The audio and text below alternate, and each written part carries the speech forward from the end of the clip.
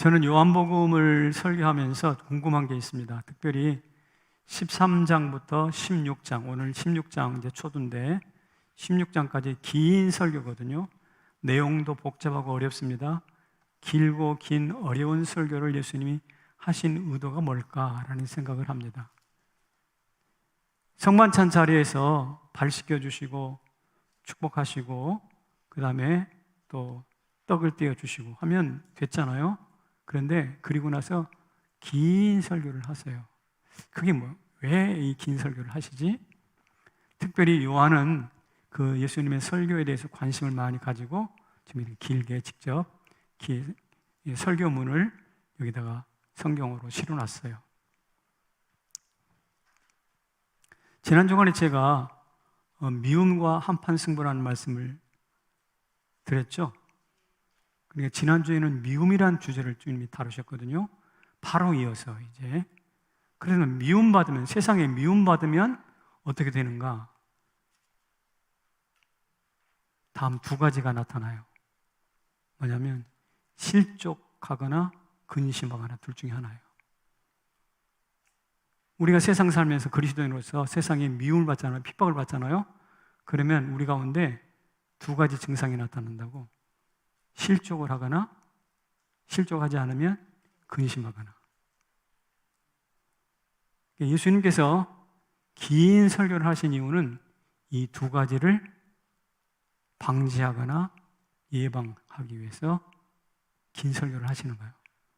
왜 이렇게 긴 설교를 하시는지 이제야 이해가 되셨죠? 읽으면서도 한참 읽어도 아무리 몇 장을 읽어도 아직 안 끝난 거예요, 이거. 그러니까 이게 왜 이렇게 길지? 라는 느낌이 있을 텐데, 자, 무엇을 방지하기 위해서? 실족과 근심 방지하기 위해서. 오늘도 목사 설교가 좀 길 것 같아요. 벌써 걱정이 앞서십니까? 목사 설교가 길 것 같아요. 이유가 뭘까요? 여전히 우리 안에 있는 근심과 실족을 방지하기 위한 것입니다.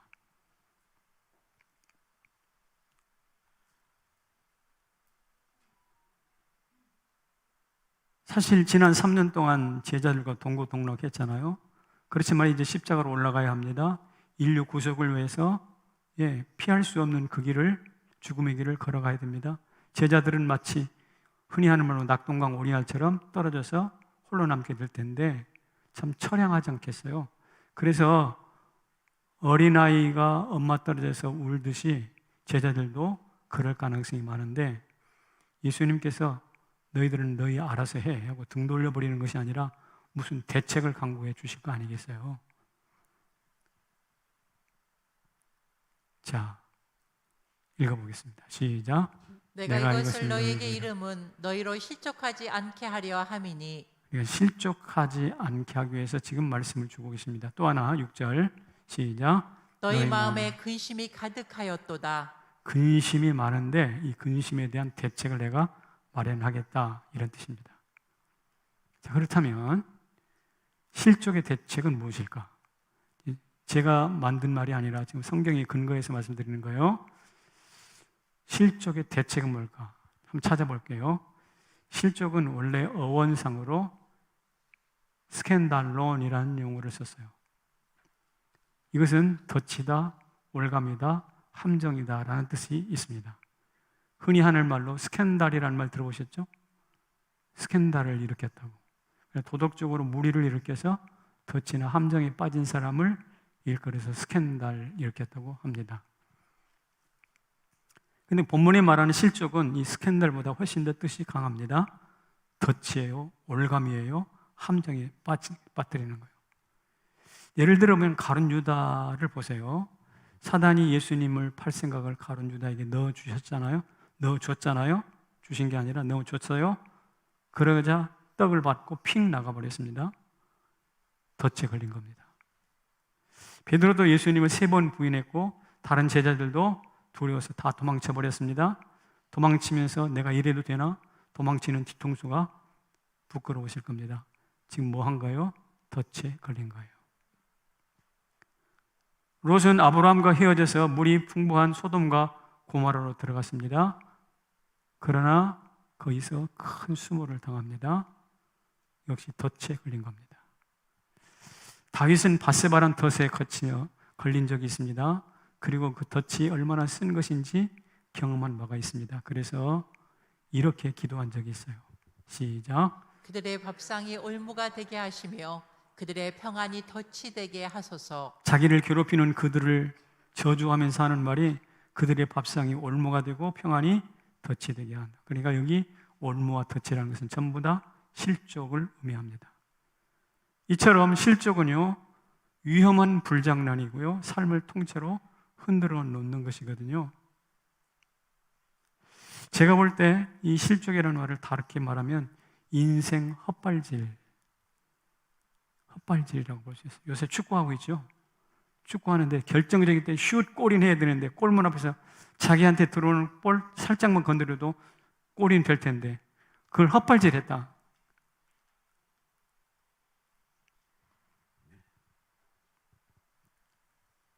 목이 말라서 샘물을 찾아갔는데 텅 빈 사막에 모래바람 날리는 신기루였더라. 예, 거기 분명히 오아시스가 있다고 찾아갔는데 아무것도 없는 거예요. 이게 신기루거든요. 그렇다면 얼마나 실망스럽겠어요. 주님께서 이 실망스러운 실족을 예방하시려고 지금 대책을 마련하시는데, 자, 대책을 제가 설명하겠습니다. 자, 무슨 기도? 방어 기도예요. 아까 베드로가 실족했다고 그랬는데요, 베드로에게 주님께서 하셨던 유명한 말씀이 있습니다. 누가복음에 있는 말씀인데, 시몬아 불렀죠. 베드로, 사단이 너희를 밀가부로 다루고 요구하였으나 내가 내 믿음이 떨어지지 않도록 뭐 했느니라? 기도하였느니라. 그러니까 예수님의 방패 기도가 있었기 때문에 베드로는 가룟유다처럼 아주 가버리지 않았어요. 베드로나 가룟유다나 사실 다를 바가 별로 없거든요. 그런데 베드로와 가룟유다의 차이점은 예수님이 베드로에게 방어 기도를 해주셨다는 사실입니다. 이처럼 하나님의 실족자에 대한 대책은 항상 있습니다. 실족한 롯을 구하려고 아브라함은 318명의 가병을 동원하잖아요. 실족한 다윗에게 나단 선지자를 통해서 회개를 촉구하잖아요. 이런 사람들을 위해서 우리 주님은 오늘도 방어 기도를 하고 계십니다. 이 방어 기도가 여러분에게 저에게 실제로 경험되기를 축복합니다. 이런 찬송이 있잖아요. 내가 홀로 외로워서 마음이 무너질 때 누군가 널 위해. 저기 누군가는 누굴까요? 누군가는 누굴까요? 예수님이세요. 마음이 무너질 때 예수님 날 위해 기도하네. 그럼 더 좋았을 것 같은데. 다시 기억하십시오. 우리가 실족하고 함정에 빠지고 올무에 빠져 있을 때 바로 그 직전, 심정 빠져 있다 손치더라도 주님께서 방어기도 하셔서 우리를 보호하실 줄로 믿습니다. 여러분, 욥을 사단이 청구했잖아요. 그랬을 때 하나님이 뭐라고 하시죠? 다른 것은 몰라도 생명만은 건들지 마라. 욥에게 방어 기도를 하신 거예요. 하나님께서 이런 은혜와 저와 여러분에게 있기를 축복합니다. 이게 바로 실족에 대한 대책이에요. 방어 기도. 두 번째로는 근심에 대한 대책은 뭘까? 지금 제자들의 상태가 어떠냐면, 내가 이 말을 함으로 너희 마음에 근심이 가득하였도다. 설교를 들으면서 지금 마음속에 근심이 가득해졌어요. 설교를 들으면 평화가 와야 되는데 근심이 가득해졌대. 이게 제자들의 상태입니다. 그래서 근심 충만인데 이에 대한 예수님의 대책은 뭘까? 이 대책을 찾기 위해서 제가 이렇게 해봤어요. 요한복음에서 근심이란 말이 나올 때마다 함께 나오는 단어가 뭔지, 근심과 함께 나오는 단어가 뭔지 제가 면밀하게 검토를 해봤어요. 그랬더니 3개가 나와. 첫째, 믿음입니다. 요한복음 14장 1절에 너희는 마음에 근심하지 말라. 다 같이 하나님을 믿으니 또 나를 믿으라. 근심하지 마라. 믿으라예요. 믿음이 근심을 제압하는 대책이라는 뜻이에요. 두 번째는 무슨 말이 나오냐면 평안이라는 말이 근심과 함께 나와. 역시 성경 구절입니다. 시작. 평안을 끼치노니 너희는 마음에 근심하지도 말고. 내가 평안을 줄 테니 너희 마음에 근심하지 마라. 그러니까 근심을 제압하는 평안. 아까는 근심을 제압하는 믿음. 지금은 근심을 제압하는 평안입니다. 또 있어요. 또 요한복음에 또 있더라고. 같이 읽어봅시다. 뭐라고요? 부활입니다. 성경 구절을 보니까 16장 22절에 지금은 너희가 근심하나. 근심한다고요? 내가 다시 너희를 보리니. 저기 다시 너희를 본대. 다시 너희를 본다는 이야기는 십자가에 죽었다가 부활해서 너희를 다시 보겠다는 뜻이거든요. 다시 본다는 말 속에는 부활을 전제하는 이야기입니다. 자, 그러니 요약하면 믿음과 평안과 부활이 있으니 너희는 근심하지 말아라. 이런 뜻입니다. 자, 그러니까 근심에 대한 대책이 나왔습니다. 제가 만든 게 아니고 예수님 하신 거죠. 첫째, 믿음. 두 번째, 평안. 세 번째, 부활입니다. 이것이 단순한 성경의 진술이 아니라 우리 삶에서 실제로 체험되는 하나님의 대책이기를 소망합니다. 여러분, 우리의 근심을 실제적으로 밀어내고 제압하는 대책이 되기를 축복합니다.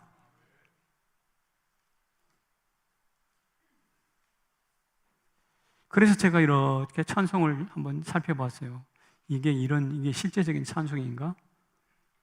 믿음. 믿음이 이기네. 주 예수를 믿음이 온 세상 이기네. 믿음이 진대 이긴대? 믿음이 이긴대요. 믿음이 이긴대요. 여러분의 믿음은 이기는 능력이 있습니다. 믿습니다, 믿습니다만 하는 게 아니라 이긴다니까요. 장식품이 아니라 이기는 거예요. 오늘 아침에 요거 마이크 우리 박진우 목사님이 제 방에 들어와서 마이크를 채워주겠다고 그러더라고요. 그래서 야, 이게 족쇄냐 뭐냐 그러겠어요. 이거 매주마다 하고 나와야 되잖아요. 이거 전에는 안 했는데 이게 족쇄냐 뭐냐 그랬더니 박 목사 하는 말이 뭐냐면 무기입니다 그러더라고. 무기래, 무기. 그래서 내가 깨달았어요. 오늘 부목사님 한마디에 은혜를 받았다고. 나는 이걸 족쇄로 생각했는데 하나님 말씀 전하는 무기라는 거예요. 할렐루야. 그러니까 이거는 말이에요, 마이크가 아니라 무기란 말이에요. 자, 믿음은 뭐예요? 믿음은 이기는 무기예요, 무기. 평안도 마찬가지. 평안을 너에게 주노라. 세상이 줄 수 없는, 세상이 줄 수 없는 평안. 이건 선물이지, 믿음이지. 원수를 다 이기고 무덤에서 부활하셨네. 살아나셨네. 예수 부활했으니 할렐루야. 이게 부활절의 절기 찬송이 아니라 우리가 근심을 이기는 무기가 될 수 있기를 축복합니다. 근데 이걸 모르면 계속 근심해. 부자일수록 지킬 게 많을수록 근심해. 어떻게 해야 제가 구원을 얻겠습니까? 부자 청년이 왔을 때 예수님이 네 재물 팔아서 나눠주고 나한테 따라와. 그랬을 때 그 부자가 어떻게 했는가? 이렇게 했어요. 다 같이 큰 부자이므로 이 말씀을 듣고 심히 근심하더라. 전에도 근심했다는 뜻이야. 그렇죠? 근데 예수님 만나고 어떻게 해? 더 심히야, 더 심히. 그러니까 예수님 만나고 더 심히 근심했어요. 왜? 뭐가 없으니까. 믿음이 없으니까. 왜? 평안이 없으니까. 왜? 부활에 대한 개념을 가지고 있지 않으니까 이렇게 우리가 근심하잖아요. 그러면 여러분, 거름더미에서 냄새가 나잖아요. 근심도 냄새가 납니다. 근심도 냄새가 나. 그 냄새를 사단은 귀신같이 알아들어. 그래가지고 와가지고 속삭여요. 부자한테 뭐라고 그랬을까요? 야, 네 재산 나눠주면 안 돼. 네 재산 네가 지켜야 돼. 그러니까 도끼가 생기죠, 오히려 더. 그래서 지킬 게 많으면 더 근심이 많아. 높은 데 올라가면 떨어질 것 같아 근심해. 근데 높을수록, 많을수록, 강할수록 더 근심이 심해. 차라리 지킬 게 없는 게 나아. 초가상건 아주 박한 음식 그거 먹고 평안하게 사는 거, 그게 행복일 수도 있다는 사실이죠. 자, 제가 지금 실족에 대한 예수님의 대책은 뭐였죠? 실족에 대한 예수님의 대책은 뭐였죠? 방어 기도였어요. 그 다음에 근심에 대한 대책은 뭐였죠? 그렇죠. 믿음과 평안과 부활입니다. 그런데 이것으로 예수님의 대책이 끝일까? 이것으로 예수님의 대책이 끝일까? 우리 예수님은 그렇게 미완성의 작품으로 우리를 방치하지 않으십니다. 예수님은 이런 대책을 가지고 계십니다. 읽어볼게요. 시작. 최고의 대책, 보혜사 성령 하나님이요. 내가 가야 너에게 유익이다. 내가 가면 보혜사를 너에게 보낼 터이니. 그러니까 우리 주님이 최고의 대책으로 삼으신 것이 무엇이냐? 보혜사 성령을 우리 가운데 보내시는 거예요. 물론 예수님의 방어기도 중요합니다. 물론 믿음과 평화와 부활 중요합니다. 그런데 그것만으로 끝나지 않고 예수님께서 성령 하나님을 직접 보내시는 거예요. 누구에게나 비장의 카드가 있듯이 우리 주님께 숨겨놓은 비장의 카드가 있어요. 그게 바로 보혜사 성령입니다. 그러면 성령이 와서 뭘 하실까? 그게 중요하죠. 성령이 오셔서 무엇을 하실까? 우리를 미워하고 핍박했다고 그랬죠, 세상이.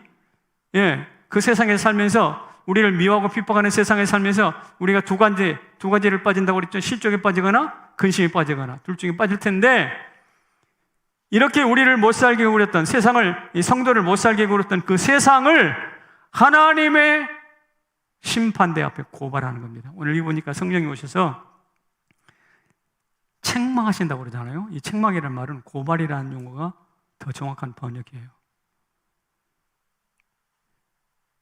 세상은 죄를 범하잖아요. 하나님 무시. 또 세상은 하나님의 의와 심판을 무시하잖아요. 깔아 뭉개버려요. 이것에 대해서 성령께서 명확하게 지적하는 거예요. 그리고 심판을 명확히 드러내시는 거예요. 그러면서 세상을 하나님의 법정 앞에 고발하는 거예요. 누가 하신다고요? 그 일을 성령이 하세요. 이것을 하지 않으면 세상은 계속 갈수록 더 혼돈에 빠지고 아노미에 빠져요. 아노미라는 것은 무정부, 무질서 상태인데요. 여러분, 세상이 그래도 생각해 보세요. 수많은 사람들이 악을 쌓고 가잖아요. 쌓고 가고 그리고 죽고, 악한 짓 하다가 또 죽고, 악한 짓 지금 수천 년 동안 그렇게 해왔어요. 근데 세상은 그렇게 악의 소굴이 아니에요. 왜 그럴까요? 이유가 뭘까요? 사람들이 그래도 착해져서? 천만의 말씀입니다.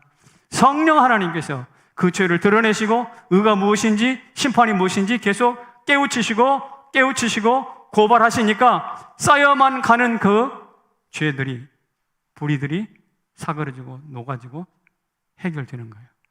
그래서 세상이 이만큼 살만한 것은 누구 덕분이야? 성령 덕분이야. 정치를 잘해서 그런 게 아니에요. 성령의 하나님 법정에서 고발하는 것 때문에 그래요. 자, 그렇다면 성령은, 그러면 세상은 고발하시고 제자들은 어떻게 하실까? 성령이 오셔서 제자들은 어떻게 하실까? 이렇게 하십니다. 인도하시고 계시하셔요. 13절에 한번 읽어보겠습니다. 시작. 진리의 성령이 오시면 그가 너희를 모든 진리 가운데로 인도하시리니 그가 스스로 말하지 않고 오직 들은 것을 말하며 장래일을 너희에게 알리시리라. 요약하면 진리의 성령이 오시면 너희를 인도할 거야. 그 다음에 너희에게 장래일을 알려줄 거야. 인도하시고 장래일을 알려주시는 계시입니다. 인도와 계시. 인도와 계시가 굉장히 중요합니다. 특별히 성도로서는. 인도 받아야 실족하지 않죠. 만약에 내가 시력이 안 좋고 맹인이라고 한다면 어떻게 되겠어요?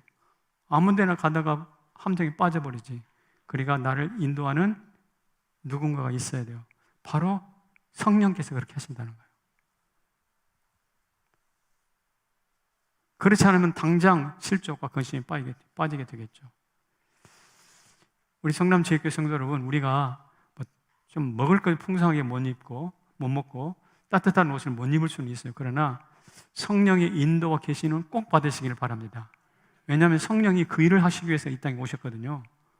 그 일 하러 오셨어요. 그러니까 그 일 하시러 오신 성령을 날마다 부르시고 좀 친하게 지내시기를 축복합니다.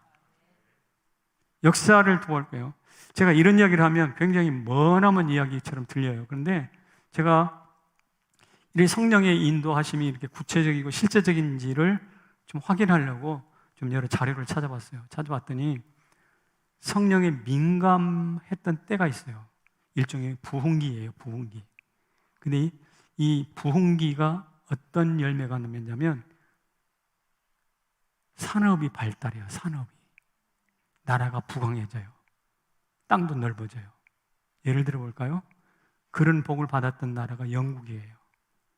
영국에서 존 웨슬리라는 사람을 많이 들어봤죠. 감리교 창시자. 이 감리교 창시자가 태어나가지고 옥스퍼드 대학에서 공부하면서 그 당시 지성세계를 주름잡으면서 성결 운동을 일으킵니다. 성결 운동을. 그런데 그 성결 운동에 수많은 사람들이 와가지고 은혜 받고 또 회개하고 그랬거든요. 근데 그때가 언제인 줄 아십니까? 그때가 바로 영국에서 산업혁명이 시작되던 때요. 산업혁명이 시작되던 때로.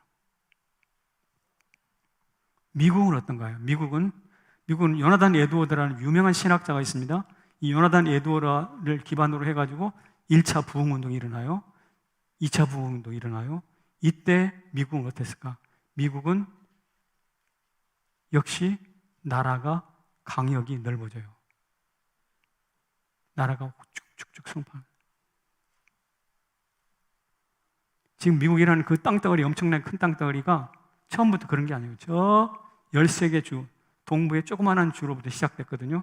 이게 스페인으로 프랑스로부터 사면서 엄청나게 막 3배, 4배로 그래서 다 나눠. 이 강역이 넓어진 때가 언제냐? 바로 이 요나단 에드워드를 통해서 부흥운동이 일어났던 때부터 시작됐어요. 자기의 삶의 지경이 넓어지기를 원하십니까? 성령에 민감하시길 바랍니다. 예, 산업혁명이 일어나가지고 살기가 좋아지고 삶의 형편이 나아지기를 원하십니까? 열심히 일하는 것도 중요합니다만 그러나 무엇이 더 필요한가? 성령과 가까이 가는 게 필요하다고. 우리나라는 어떤가요? 우리나라가 가장 살기 좋고 가장 고도 경제 성장을 이룰 때가 언제냐? 80년대, 70년대부터 80년대, 90년대까지요. 근데 그때가 한국 교회 성장 커브가 가장 가파르게 성장했던 때예요. 그냥 경제 부흥의 시대와 영적 각성의 시대가 일치한다고. 어디가? 영국에서 그랬어요. 어디? 미국에서 그랬어요. 어디? 코리아에서 그랬어요. 그렇다면 오늘 여러분의 삶에도 그렇게 될 줄로 믿습니다. 그러니까 오늘 여기서 성령이 우리 가운데 찾아오서 인도하시고 계시하시고 우리 주님께서 주시는 방어기도 혹은 믿음, 평안, 부활이라는 이 대책이라는 것이 헛된 이야기가 아니라는 거예요. 실효적인 하나님의 대책인 줄로 믿습니다. 이게 역사가 증명하잖아. 그러므로 우리가 할 일은 단 한 가지예요. 그분과 코드를 맞추는 거예요. 코드. 혹시 어머님들 이거 기억하십니까? 쎄쎄쎄. 아주 아득할 때 했죠. 우리 권사님들 때 어렸을 때도 쎄쎄쎄 했어요? 그때도 있었어요? 이게 오래된 거구만요. 우리 시대에만 있었던 줄 알았더니 쎄쎄쎄 쎄쎄쎄 아침바람 참. 성가대 한번 해볼래? 하지마. 아니요. 쎄쎄쎄 하고 싶죠? 쎄쎄쎄 아침바람 찬바람에. 조금 나이가 좀 들면 푸른 하늘 은하수 이걸로 가죠. 그렇죠? 근데 이 쎄쎄쎄 참 추억의 노래이기도 하고, 어린아이들은 이 쎄쎄쎄를 하면서 운동 능력이 발달한다 그러네. 그리고 안 쓰던 근육들도 쓰고, 호흡이 잘 맞으면 참 재미납니다. 그런데 이 쎄쎄쎄가 저희들끼리 둘이서 재밌게 놀라고만 하는 쎄쎄쎄가 아니에요. 저는 이 쎄쎄쎄가 주는 교훈이 있습니다. 우리가 진짜 쎄쎄쎄를 해야 할 대상은 성령이시라고. 성령이시라고. 이게 제 말이 아닙니다. 로마서 8장에 보면 이런 말씀이 나와요. 시작. 육신을 따르는 자는 육신의 일을, 영을 따르는 자는 영의 일을 생각하나니. 아멘입니까? 여기 보면 따르는다란 말이 나오죠. 이 따른다는 말은 뭐냐면 영어로 according to예요. according to. 우리가 코드를 맞춰요. 기타 코드가 있어요. 따라랑 하면서 도미솔 하면서 음이 화성이 되잖아요. 이 코드를 어라는 것은 원이거든요. 원, 같은 코드로 맞춘다라는 그런 뜻이에요. 그래서 기타를 조율하듯이 성가대가 테너, 소프라노, 엘토, 베이스가 같이 화성을 이루듯이 어코딩 되는 거예요. 여러분 지금 성가대 연습이 뭐 하는 건 줄 아세요? 어코딩 하는 거예요. 그거 안 하면, 안 하고 올라오면 여러분들 굉장히 불성실한 거죠? 소리가 엉망이 되겠죠? 어코딩이 성가대에서는 생명과 같아요. 그런데 소리만 맞추지 말고 성령 하나님과도 영적으로 코딩이 맞아야 됩니다. 쎄쎄쎄만 할 줄 알았지. 어코딩을 하지 못한다면 그 사람은 쎄쎄쎄 1000번 만말해도 아무런 의미가 없어요. 우리 사랑하는 성도 여러분, 우리 성령 하나님과 어코딩 되시기를 축복합니다. 우리 교회 한 장로님을 소개합니다. 다음 한번 화면을 보여주실래요? 저게 2019년도 한 장로님의 생활 신앙 일기표예요. 저기 보면 새벽 기도에서부터 시작해서 주일 오전 예배, 오후 예배, 수요 예배, 그 다음에 예배 시간에 드린 헌금, 그 다음에 애경사에게까지 다 표시가 되어 있어요. 1년 52주가 딱 저 표 안에 들어가 있어요. 지금 결석한 적이 있어요, 없어요? 보니까 없다라고. 저게 누구의 표시일까요? 정달부 장로님이십니다. 오늘 이 자리에 앉아 계시는데요. 1년의 생활 코드를 정확하게 기록해 놓은 거예요. 근데 말입니다. 저것을 1, 2년, 3, 4년 쓴 게 아니라 무려 50년을 쓰셨어요. 50년. 코로나 기간 동안에 예배를 못 드리니까 그때만 좀 비어 있어요. 50년을 써왔어요. 여러분, 장로님이 열심히 있고 열심히 특심이어서 성실하신 분이어서 그럴까요? 그래도 3, 4년 쓰고 5, 6수가 10년, 20년 쓰다가 말 텐데 무려 반세기 50년을 썼어요. 이것은 무엇이냐? 성령과 코드가 맞았다는 뜻이거든. 할렐루야. 성령과 함께 코드가 맞추니 내가 좀 실폭해도 성령께서 촉진해서 쓰고 50년을 쓴 거예요. 이게 바로 성령과 뭐 하는가? 코드를 맞추는 거예요. 이런 분들이 우리 교회에 많아지기를 축복합니다. 쎄쎄쎄 하는 사람 많아지기를 축복합니다. 코드 맞추는 거예요. 성령과 코드가 맞으면 재미난 일이 많습니다. 엊그저께 축구 보셨죠? 안 보셨어요? 우리 어머님도 보셨어요? 네, 보셨죠? 저는 봤을까 안 봤을까? 제가 제 마음에 한 10시, 11시쯤 돼가지고 살짝 고민했어요. 근데 주께서 주님은 야, 자가라, 자. 그래가지고 그냥 잤어요.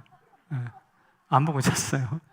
잤는데 저는 평소에 자다가 그렇게 막 야밤중에 깨거나 그러진 않는데 자다가 갑자기 눈이 팍 떠졌어요. 이게 웬일이지? 눈을 딱 떠보니까 그때가 언제냐면 게임 종료 10분 전이야.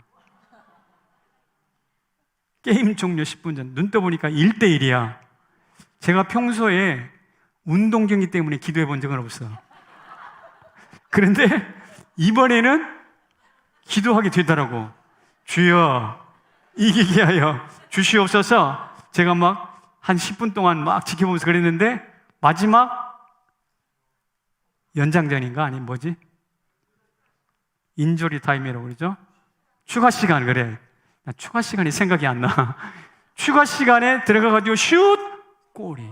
누구 덕분인 줄 아세요? 제가 기도했기 때문입니다. 근데 성령께서 주시는 생각이 뭐냐?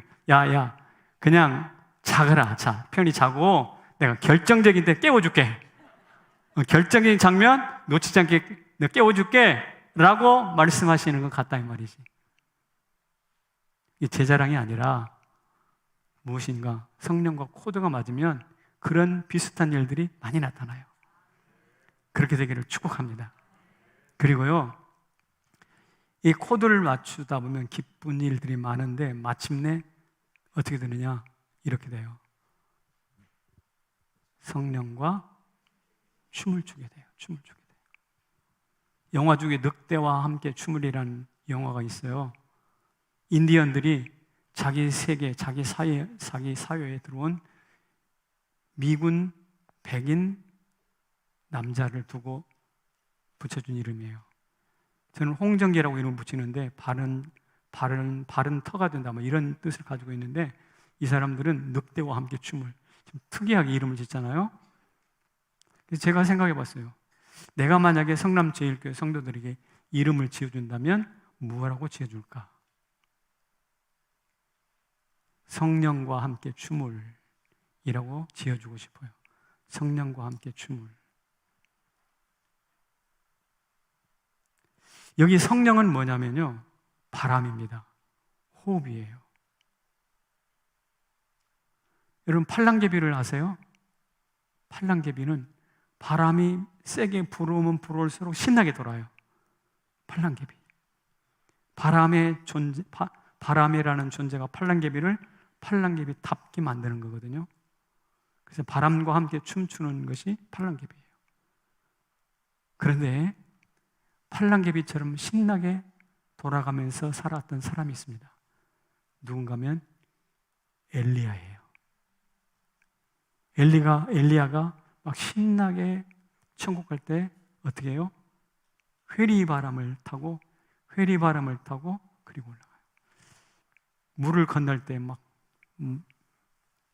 옷을 벗어서 엘리야의 옷을 벗어서 치니까 막 물이 갈라지지 않았어요? 그런 것처럼 팔랑개비처럼 바람을 타고 회리문을 타고 천국에 올라갔어요. 누가? 엘리야가. 성령과 함께 춤춘다는 것은 바로 그런 겁니다. 팔랑개비처럼 성령의 바람에 몸이 휙휙 재미있게 돌아가면서 살만 나는 것이 팔랑개비인 것처럼 오늘 우리가 영적으로 그렇게 성령과 함께 춤추면서 인생이 박진감 있게 돌아갈 수 있기를 축복합니다. 얼마나 좋겠어요. 성령 팔랑개비. 그런데 그렇게 살아간 사람이 실제로 존재했다고요? 누구? 엘리야입니다.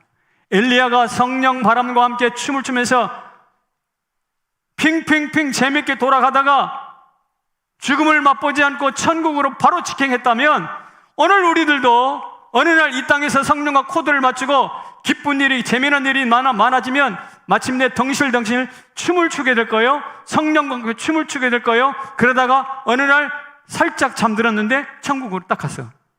와, 너무나 멋지지 않겠어요? 이런 복이 우리 모두에게 있기를 축복합니다.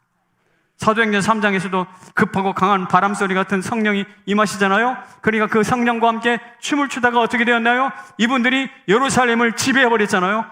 예루살렘에 소동을 일으켰잖아요. 이게 바로 성령과 함께 춤을 춘 사람들이 나타나는 결과물이에요.